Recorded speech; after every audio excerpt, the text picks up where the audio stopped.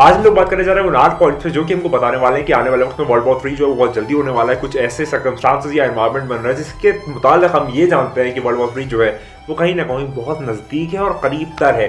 कुछ लोग कहते हैं न्यूक्लियर बॉम्ब का एक्सप्लोजन जो है वो काफ़ी वक्त बाद होगा, काफ़ी इसमें टाइम ड्यूरेशन है। इन सब पे बात करने जा रहे हैं कितना नज़दीक है वर्ल्ड वॉर 3, क्या वो होने वाला है, क्या वो बस हो ही जाएगा, बहुत नज़दीक तर है।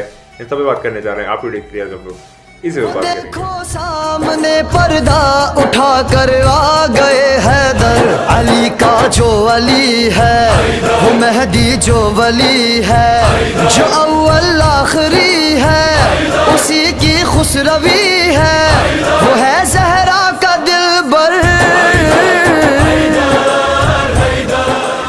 बात का आगाज़ करते हैं। सबसे पहले मैं आपसे माज़रत चाहता हूँ कि बहुत लोग जो है मुझसे कमेंट्स में पूछ रहे थे कि मैं कहाँ हूँ, पिछले 5 दिन से या 6 दिन से जो वीडियो है वो नहीं आ रही है। तो दरअसल मैं आपको बताना चाहता था कि मैं पहले घर गया हुआ था और उसके बाद फिर मैं ट्रैवल कर रहा था, तो ट्रैवल की वजह से मैं वीडियो जो है वो प्रोड्यूस नहीं कर पा रहा था। तो वो मेरे एंड पे कहीं ना कहीं पर थोड़ा सा मैनेजमेंट की प्रॉब्लम थी कि मतलब मुझे पहले से बना लेना चाहिए था या जैसे भी कुछ, लेकिन वो इस तरीके से नहीं हो पा रहा था। तो उस वजह से मैं वीडियो जो है वो डिलीवर नहीं कर पा रहा था और आप तक वो पहुंच नहीं पा रही थी। तो ये वाली बात है। और जिन लोगों ने मुझे, काफ़ी लोगों ने मैसेजेस किए और काफ़ी लोगों ने इस बारे में बताया है कि मैं वीडियो नहीं डाल रहा, तो वो लोग बहुत ज़्यादा मुंतज़र हैं। तो सारे नासरीन, आशिकीन और मुहिब्बीन जो है उनका बहुत बहुत शुक्रिया कि सब मौला की अता है, वरना हमें कहाँ पता है। तो चलिए, ये वाला मैंने आपको समवॉट एक ब्रीफ बात बता दी कि इस वजह से जो वीडियोस है वो पिछले 5 या 6 दिन से नहीं आ पा रही थी। लेकिन अब हम लोग बैक टू द टॉपिक चलते हैं और थोड़ा से वर्ल्ड लेवल पे क्या क्या पॉइंट्स, 8 पॉइंट्स मैंने बनाए हुए हैं जो कि हमको डिफाइन कर रहा है कि कहीं ना कहीं वर्ल्ड वॉर 3 बहुत ज़्यादा नज़दीक है। ये कैसे जो मैनेजमेंट है वो एक इतना डिप्लोमेटिक और प्रॉब्लमेटिक बन गया कि हम समझ नहीं पा रहे, लेकिन चीज़ें होती चली जाए। चलिए उन पॉइंट्स पर बात करते हैं और देखते हैं कि आखिर वो पॉइंट्स क्या है। तो अगर मैं आपको बताऊं कि 31 अक्टूबर के बाद से जो चीज़ें हैं वो शुरू हुई है, 31 अक्टूबर 2022 के बाद से ये जो पॉइंट्स हैं ये बहुत ज़्यादा एक्टिव हुए, बहुत ज़्यादा तब्दीली के साथ और तेज़ी के साथ होना शुरू हुए हैं। तो पहला अगर मैं पॉइंट पे बात करूं कि जो नॉर्थ कोरिया है उसने 23 मिसाइल जो है वो साउथ कोरिया पे फायर कर दिए हैं और वो ओवरसीज पे फायर कर दिया। और जो साउथ कोरिया उसने रिस्पॉन्ड किया है 3 मिसाइल्स के साथ जो कि नॉर्थ कोरिया की तरफ गई है।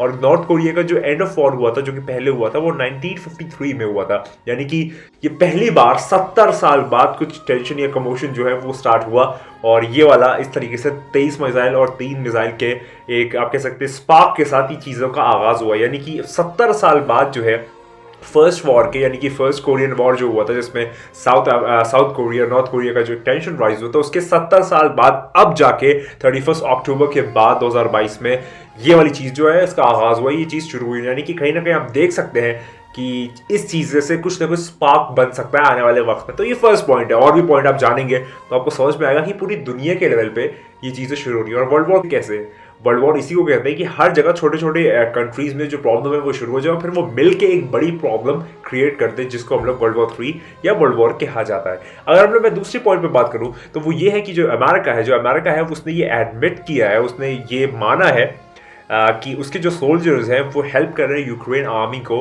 और ये फर्स्ट टाइम हुआ है जब से डोर जो है वो ओपन हुआ है और वो जो कॉन्फ्लिक्ट है रशिया और यूक्रेन, ये रशिया और यूएसए का, उसका जो ये डोर है वो ओपन हुआ है। यानी कि कहीं ना कहीं ये हमको एक सर्कमस्टांसेस या एनवायरनमेंट बना रहे हैं कि रशिया और यूएसए डायरेक्टली कनेक्टेड है, सिर्फ नाम का यूक्रेन है, लेकिन वगरना असल में जो ये वॉर है वो यूएसए और रशिया की वॉर है, ना कि यूक्रेन और रशिया की। आप लोगों को ये बात समझनी चाहिए। तो ये वाला भी सेकंड पॉइंट है कि यूएसए जो है वो ओपनली एडमिट कर रहा है, कोई डिप्लोमेटिक कार्ड नहीं खेल रहा। हालांकि वो खेलता है कि वो ये कह रहा है कि हाँ बिल्कुल मैंने जो यूक्रेन है उसका साथ दिया और मैं ही हूँ जो यूक्रेन के बैक एंड पे हूँ और वो फ्रंट एंड पे सिर्फ यूक्रेन का चेहरा दिखा रहा है। यानी कि पूरी जो पावर्स है यूक्रेन के पास वो नाटो, यूएसए, यूके, इन सब के थ्रू जाके उसको एम्पावर कर रहे हैं। तो ये वाला सेकंड पॉइंट है जो मैंने आपको बताना चाहा। उसके बाद अगर मैं बात करूं तो जो थर्ड पॉइंट है वो ये है कि जो ईरान है वो सऊदी अरेबिया को थ्रेटन कर रहा है। आप जानते होंगे कि जो ईरान और सऊदी अरेबिया है, हालांकि दोनों मुस्लिम कंट्रीज हैं, लेकिन फिर भी उन दोनों के बीच में एक अलग सी एक टेंसाइल स्ट्रेंथ वाली चीज़ होती है कि कट द रोप की कौन जीतेगा कौन हारेगा। आपस में एक कॉम्पिटिशन का जो समा है वो बंधा हुआ रहता है। तो यहाँ पर ईरान ने जो सऊदी अरेबिया उसको थ्रेटन किया कि हम तुमको अटैक कर देंगे 48 आवर्स के अंदर, और अगर से ज़्यादा कुछ बड़ा हुआ तो हम मिसाइल से अटैक कर देंगे। यानी कि मोर टेंशन जो है वो राइज हो हो रहा है मिडिल ईस्ट या गल्फ रीजन में। और मैंने पहले भी वीडियोस में बनाया कि जो सऊदी अरेबिया वो एक बहुत प्रोन एरिया है जहाँ पर न्यूक्लियर बॉम्ब का एक्सप्लोजन जो है वो आने वाले वक्त में होगा, यानी कि इस टाइम ड्यूरेशन और इस टाइमलाइन में आप देखेंगे तो वो वाला जो ड्यूरेशन है वहाँ पर कहीं ना कहीं जो एक्सप्लोजन है वो होगा। तो यहाँ पर जो थर्ड पॉइंट है वो ये था कि ईरान और सऊदी अरेबिया के जो टेंशन है वो बढ़ता चला जा रहा है जो इस रीजन गल्फ के रीजन में हो रहा है। अगर मैं फोर्थ पॉइंट पे बात करूं तो वो जो रशिया है वो ब्लेम करता है यूक्रेन को कि जितनी भी टेररिस्ट एक्टिविटीज हुई है उसकी जो पाइपलाइन है वो तोड़ी गई है।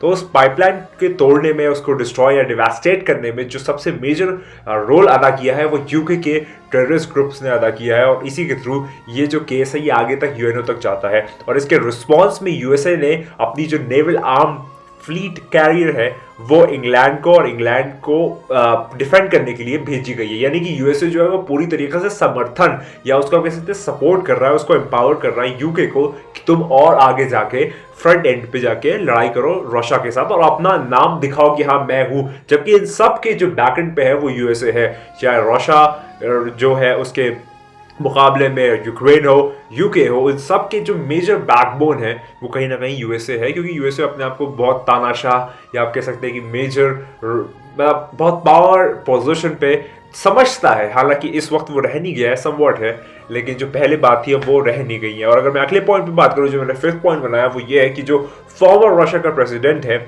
उसने थ्रेटन किया है यूक्रेन को कि हम न्यूक्लियर वॉर स्टार्ट कर देंगे, हम न्यूक्लियर एक्सप्लोजन या न्यूक्लियर ब्लास्ट जो है वो कर देंगे। तो ये भी एक जो केस है ये नाटो में गया है और ये कहीं ना कहीं हेल्प कर रहा है यूक्रेन की आर्मी को बहुत ज़्यादा एम्यूनेशन के साथ या इक्विपमेंट्स के साथ ज़्यादा सॉलिडिफाइड होने के लिए, क्योंकि जब रशिया जो है ये डिक्लेयर कर रहा है या इस पर बात कर रहा है कि हम कहीं ना कहीं न्यूक्लियर बॉम्ब की जो स्थापना है या जिसकी स्टार्टिंग है वो कर देंगे, तो जो और नाटो के कंट्रीज़ हैं वो एम्पावर कर रहे हैं यूक्रेन को कि हाँ तुम भी अब आगे बढ़ो और हम तुम्हारी आर्मी को सपोर्ट कर रहे हैं, हम तुमको पावर दे रहे हैं, हम तुमको पैसा दे रहे हैं। तो ये वाली जो चीज़ है ये भी रशिया के खिलाफ जा रही है और ये भी एक नया डेवलपमेंट है जो कि वर्ल्ड वॉर 3 के एक सिनारियो में कंट्रीब्यूट करता है। अगर मैं आगे बात करूं तो जो यूएसए, जापान और साउथ कोरिया है वो कंडक्ट कर रहे हैं ड्रिल्स, यानी कि आर्मी की जो ड्रिल्स होती रहती है, यानी कि जो एक आप कह सकते हैं कि रेकी की जाती है, ड्रिल्स की जाती है, वो यूएसए, जापान और साउथ कोरिया लगातार कर रहे हैं ताकि वो प्रोवोक कर दें नॉर्थ कोरिया को कि और ज्यादा वो थोड़ा सा वॉलेंट हो और कोई ऐसा एक्शन परफॉर्म करे कि जिसके इन तीनों मिलके उसको जाके अटैक करे। तो ये भी एक चीज़ है जो कि बहुत ज़्यादा आप कह सकते हैं कंट्रीब्यूट कर रही है वर्ल्ड वॉर 3 के एक्सकेलेशन में। अगर मैं आगे बात करूं तो जो 7 पॉइंट मैंने बनाया वो ये है कि जो न्यूक्लियर ड्रिल्स है वेस्ट और रशिया की, यानी कि जो वेस्टर्न कंट्रीज है और जो रशिया है वो कहीं ना कहीं अपने आप ही अंडर वे हो रहा है, यानी कि अंडर द ग्राउंड ये सारी चीज़ें चलती चली जा रही है, यानी कि सारी चीज़ें हो रही है। ऐसा नहीं कि ऑल ऑफ अ सडन जो है वो न्यूक्लियर बॉम्ब का एक्सप्लोजन जो है वो हो जाएगा, नहीं, सारी प्री प्लान्ड है, सारी चीज़ें हो रही है, सारी चीज़ें आपको दिखाई नहीं जा रही लेकिन वो सारी चीज़ें हो रही हैं और एक ऐसा स्पार्क इस सारी चीज़ों का स्टार्टिंग पॉइंट बन जाएगा, वो एक इनिशियल पॉइंट होगा जिससे सारी चीज़ों का आगाज़ हो जाएगा। हालांकि आप और मैं देख नहीं पा रहे क्योंकि जो न्यूज़ चैनल्स हैं वो पता नहीं क्या दिखा रहे हैं इस वक्त, लेकिन ये जो चीज़ें हैं वो कहीं ना कहीं वर्ल्ड वॉर 3 के अंदर कंट्रीब्यूट करती हैं। तो ये वो मेरा 7वां पॉइंट है जो मैं आपको बताना चाहूँ। और अगर मैं 8वें पॉइंट पे बात करूँ, थोड़ा सा अब हम लोग या रशिया, यूक्रेन, यूएसए, नाटो इन सब पे बात कर चुके हैं, लेकिन इस पूरे केस में चाइना नहीं है। कैसे मुमकिन है कि चाइना मौजूद ना हो और वर्ल्ड वॉर 3 हो जाए? तो वर्ल्ड वॉर 3 में चाइना का एक बहुत सिग्निफिकेंट इंपॉर्टेंट रोल है। कैसे है वो सुनिए। जो चाइना है उसने थ्रेटन किया है ताइवान को कि हम जो है वो अपनी फोर्सेस को वहां पर कहीं ना कहीं इनिशियलाइज करेंगे, कहीं ना कहीं उसे इंटीग्रेट करेंगे और हम जो वो रीजन है वो पास ले लेंगे, हम लोग उसको छीन लेंगे। और यहाँ पर जो यूएसए भी है वो कहीं ना कहीं एक्सपेक्ट कर रहा है कि जो चाइना है वो कोई एक ऐसी मेजर स्टेप लेने वाला है कुछ आने वाले महीनों में या आने वाले दिनों में जो कि पूरी दुनिया को हिला देगी। तो आप ऐसा समझ सकते हैं कि अगर रशिया और चाइना एक तरफ है और पूरी दुनिया एक तरफ है तो रशिया और चाइना को कोई फर्क नहीं पड़ता, क्योंकि ये लोग बहुत पावर पोजीशंस पे, यानी कि दुनिया की सबसे 2 बड़ी सुपर पावर्स हैं चाइना और रशिया, और अगर वो मिल जाएं तो फिर दुनिया की खैर नहीं मेरे ख्याल से, क्योंकि जो पावर उनके पास है फिलहाल किसी के पास भी नहीं है, ताकि यूएसए भी जो है उनके सामने खड़ा नहीं हो सकता। इतनी ज़्यादा पावर पोजीशंस पर भी चाइना और रशिया जो है वो इस वक्त मौजूद है। और रशिया के पास तो फादर ऑफ बॉम्ब्स है, यानी कि इतना बड़ा बॉम्ब है कि अगर वो फाड़ दिया जाए, वो फोड़ दिया जाए तो बहुत कुछ हो सकता है। आप समझ रहे होंगे मैं क्या कहना चाह रहा हूँ। और ये सारे जो डेंजरस इवेंट्स हैं ये बहुत आने वाले वक्त में करीब है, आने वाले वक्त में बहुत जल्द महसूस होते हैं। और जो मैं ख्याल रखता हूँ या जो मेरी रिसर्च या फिर जो रिवायतों की रोशनी में जो भी कुछ है मुझको ये महसूस होता है पर्सनली कि ये जो न्यूक्लियर बॉम्ब का एक्सप्लोजन है वो 2022 में होगा। मैंने एक पिछली वीडियोस बनाई थी कि जो आने वाले 17 दिन है इसके अंदर न्यूक्लियर बॉम्ब का एक्सप्लोजन जो है वो कहीं ना कहीं हो सकता है, क्योंकि जो 15 नवंबर है उसमें 8 बिलियन की पॉपुलेशन कंप्लीट हो रही है। तो अगर 8 बिलियन की पॉपुलेशन कंप्लीट 15 नवंबर को as per the studies of fact सही होती है तो उम्मीद बहुत ज्यादा है कि 15 नवंबर से पहले पहले या 15 नवंबर तक ये न्यूक्लियर बॉम्ब का एक्सप्लोजन हो जाए। लेकिन अगर फैक्ट्स गलत थे कि 15 नवंबर को 8 बिलियन नहीं हो रही और अगर कुछ वक्त बाद हो रही तो फिर आप उस तरीके से टाइमलाइन को सेट कर लीजिएगा। लेकिन जो मेन बात मैं कह रहा हूं वो ये है कि मुझको ये फील होता है एस्ट्रोलॉजर से एकदम कॉन्ट्रोडक्टरी स्टेटमेंट मैं ये कह रहा हूं कि जो 2022 है इसके अंदर जो न्यूक्लियर बॉम्ब का एक्सप्लोजन है वो हो जाएगा, यानी कि इनिशियलाइज हो जाएगा, यानी कि कर दिया जाएगा। फिर उसके बाद मल्टीपल एक्सप्लोजन होते चले जाए तो उसकी कोई मतलब कोई शॉकिंग बात नहीं होगी, लेकिन ये होगा मतलब 2022 में होगा। और एस्ट्रोलॉजर्स या फिर जो जितने भी विजनरीज है वो ये कहते हैं कि जो न्यूक्लियर बॉम्ब का एक्सप्लोजन है वो 2023 में होगा। मतलब मैं सबसे अलग होकर ये बात कह रहा हूँ कि मैं 2022 में कह रहा हूँ कि न्यूक्लियर बॉम्ब का एक्सप्लोजन जो है वो होगा और ये चीज़ इनिशियलाइज कर दी जाएगी।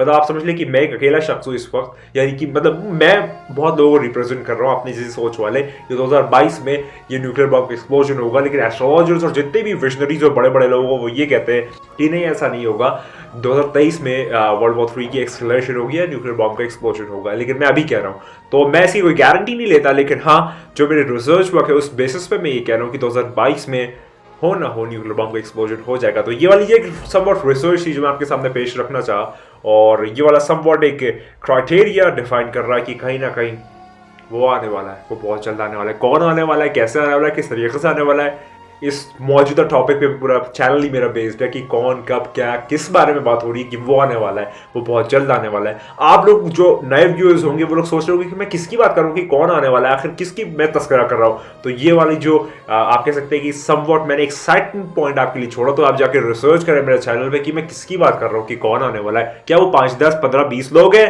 या फ़कत एक है, यहाँ पे मैं छोड़ता हूँ। लेकिन हमेशा के लिए याद रखिए कि वो आने वाला है, वो बहुत जल्द आने वाला है। चाहे लोग कितने भी नामों से जाने, कितने भी इंसानों से जाने, कितनी भी पहचानों से जाने, लेकिन एक शर्त है कि वो आने वाला एक है।